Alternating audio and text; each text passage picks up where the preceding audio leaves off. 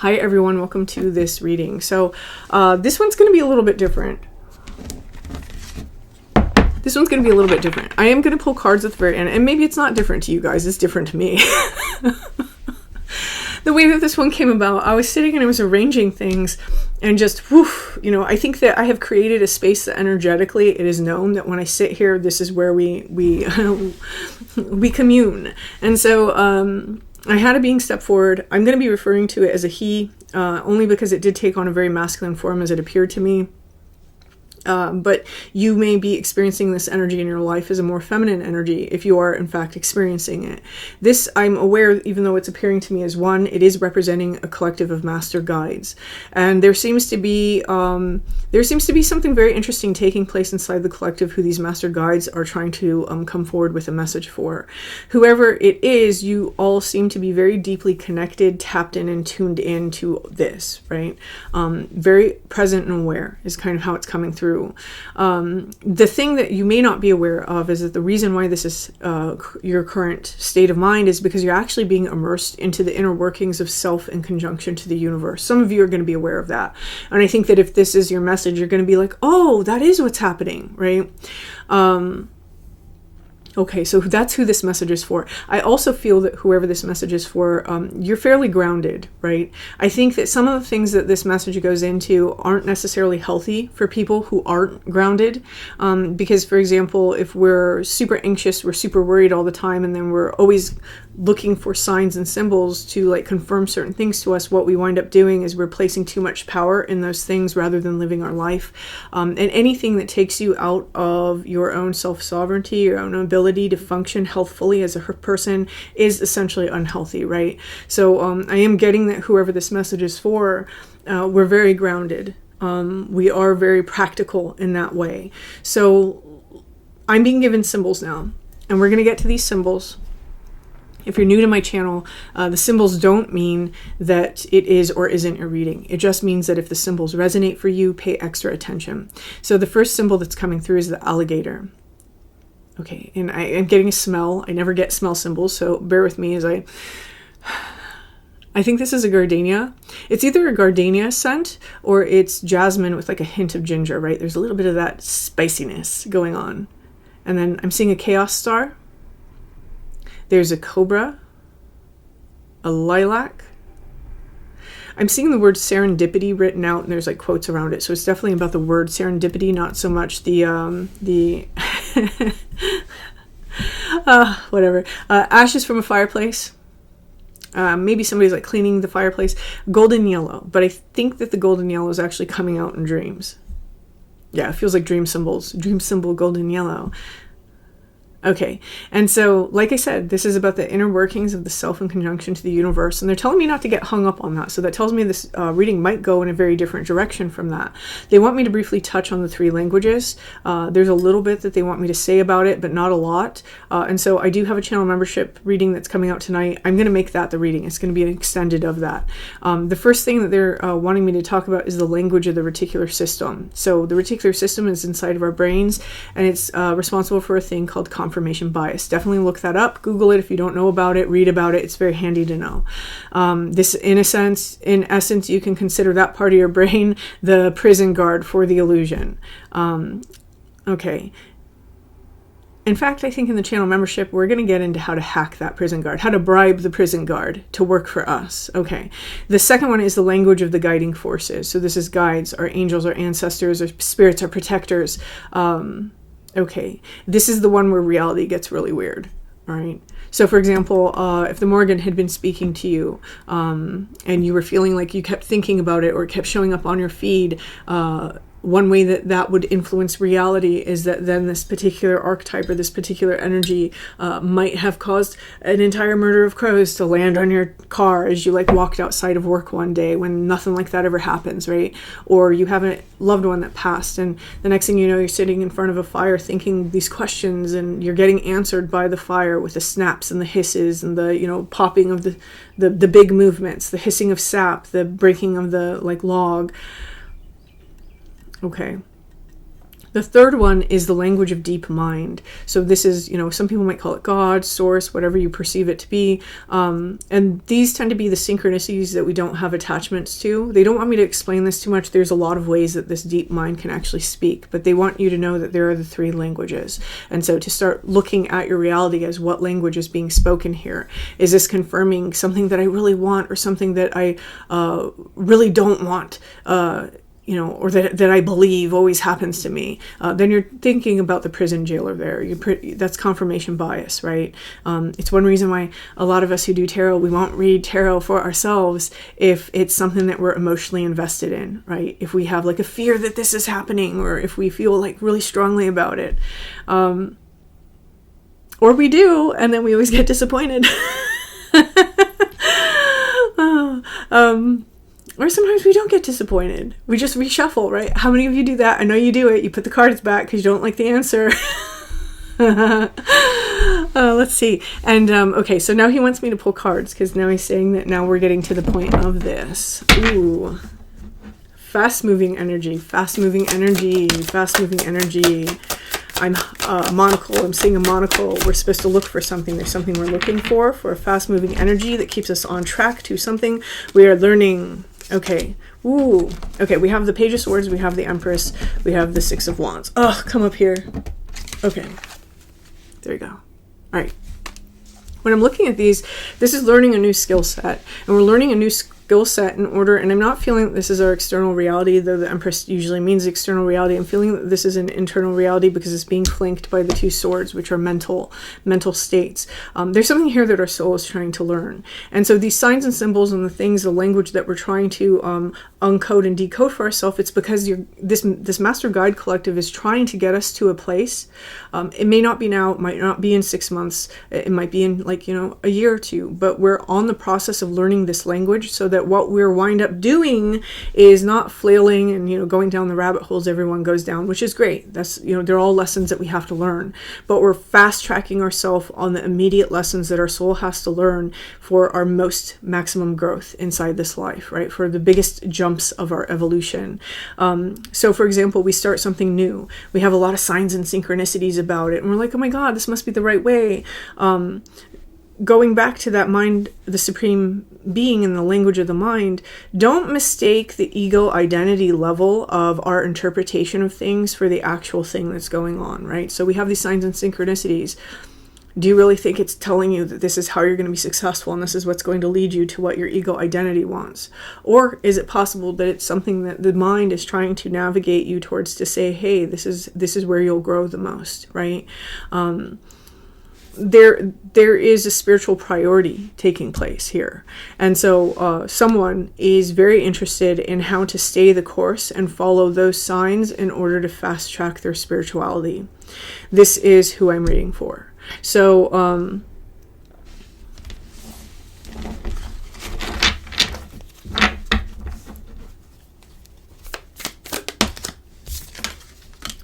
okay, Three of Pentacles.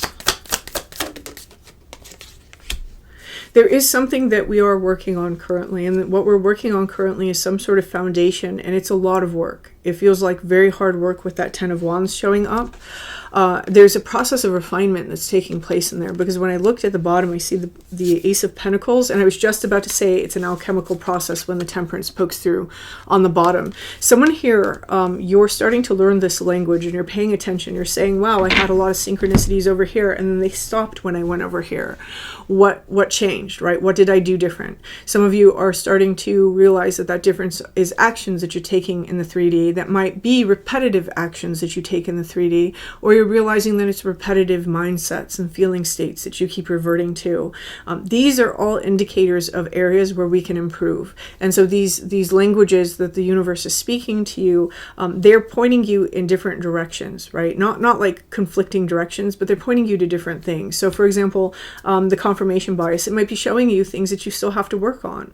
The language of the guiding forces, they may be trying to help you learn to be present and connect in deeper. The language of the deep mind might be trying to show you what paths you are taking are choosing for yourself, that are aligning you to these lessons that are best learned for you. And when we stop aligning to those, learning how to get back on track, right?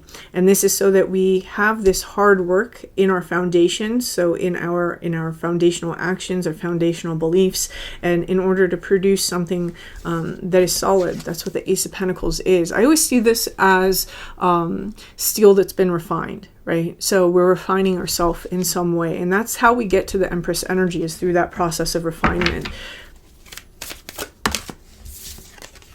Okay, we have the Three of Swords showing up, and we have the Nine of Swords on the bottom. So, okay, I'm being told to read from the bottom. So with the Three of Swords and the Nine of Swords on the bottom, somebody here may have recently gone through some sort of heartbreak. And this heartbreak may be causing a lot of anxiety, a lot of worries, right? There may just be heartbreaking things that are taking place that are causing a lot of anxieties and worries. Don't forget that if we are extremely emotionally invested in things, we need to step away a little bit from the looking for of signs. Obviously, if you have signs and synchronicities and you notice that the synchronicities stop, wait until this sort of grief passes before you decide to backtrack to this thing or readjust and recalibrate. That's a little bit of a warning that's coming through for somebody, because when we're in this energy, we're not in alignment with ourselves, right? We're having all these distorted energies that are coming out. Some of you may even realize that this sort of anxiety and worry is something that's trying to tell you something, like, you know, either the situation has to be a situation that is removed from your life, or the situation is something that because of your ego you walked away from, and you really have to get in touch with yourself to see what that is, right?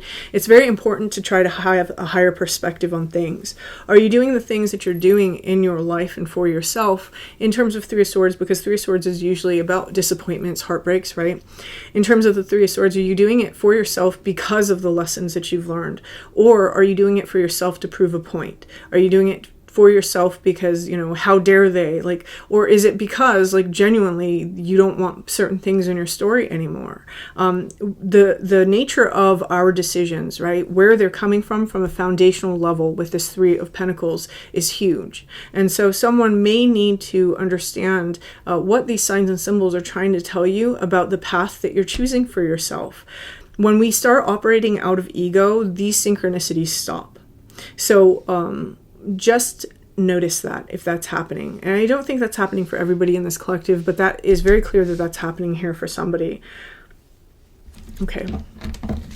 They're giving, in other words, it feels like they're giving somebody homework. They're giving somebody a, hey, like, this is homework for you. Let's learn how to overcome this so that we can stay on a path that is fulfilling to our soul. That's different than fulfilling to our ego, right?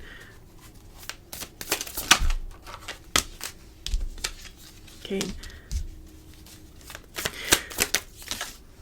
Okay, essentially what's happening here is that this message is coming through because this Master Guide Collective is trying to have a conversation with somebody about how to heal a block. When we have the Two of Swords, this is blocked energy. This is ways that we block ourselves. And when we have this Four of Swords, one of the things that's happening is we're ready to heal that, right? We're ready to overcome that. Some of you may have even blocked out certain energies in order to heal at this time. And that's okay. That's okay. But, you know, pay attention. Are you still being spoken to?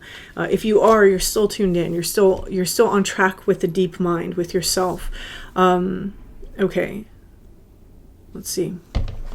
This is the Citadel.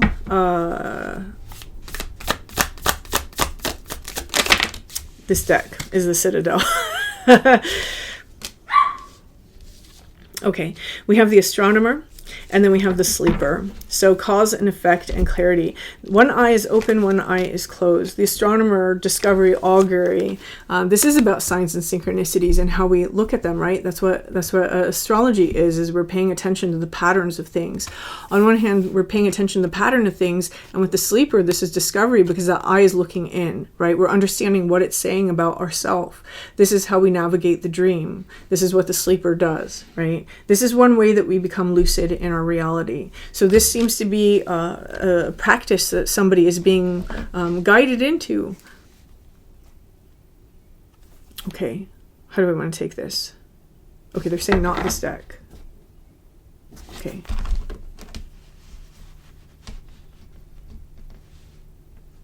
Oh, okay, wow. All right, no more decks. So the energy I just got hit with, one of the reasons why this is coming out is because since we don't necessarily understand the language that's being spoken to us, there have been misinterpretations. These misinterpretations have maybe led us down paths that we weren't supposed to go to. So for example, if we're super emotionally invested in something, like, does Bobby like me, right? Right?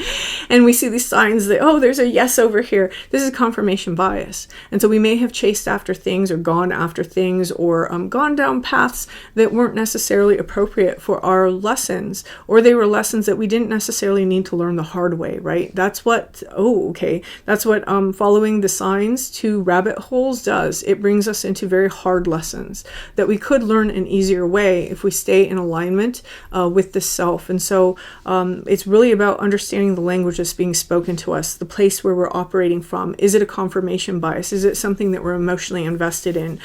Did we just start something new when these signs and synchronicity shows up? That's how you know that, okay, we have a good lesson here. We have something that we're learning here. There's things that we're going to incorporate as tools, as beliefs in this new phase of our life.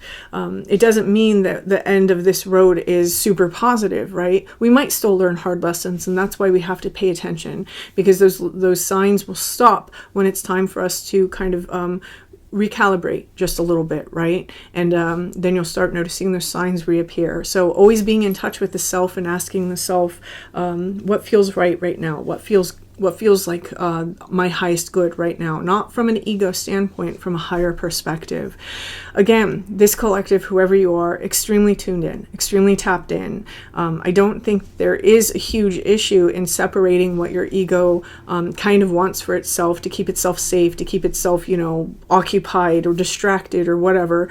It feels like you are very familiar with shifting into that higher perspective of what's for my highest benefit, my highest good. What kind of lessons can I learn in order to enrich my soul?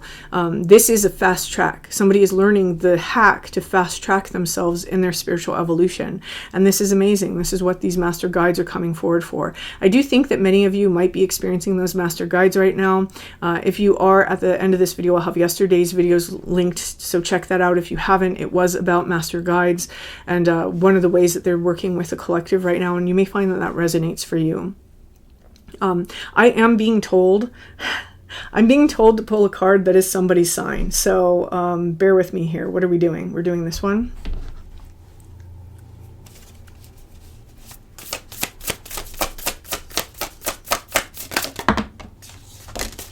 Okay, I got three.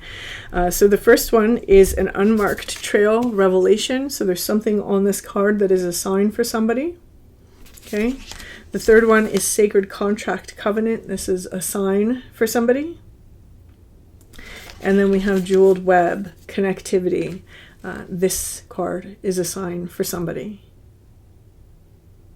Okay, so we're going to leave that there. I never had them do that before. That's kind of fun. So I'm going to leave that there. If this resonated for you, please hit that like button. Feel free to leave me a comment. And until next time.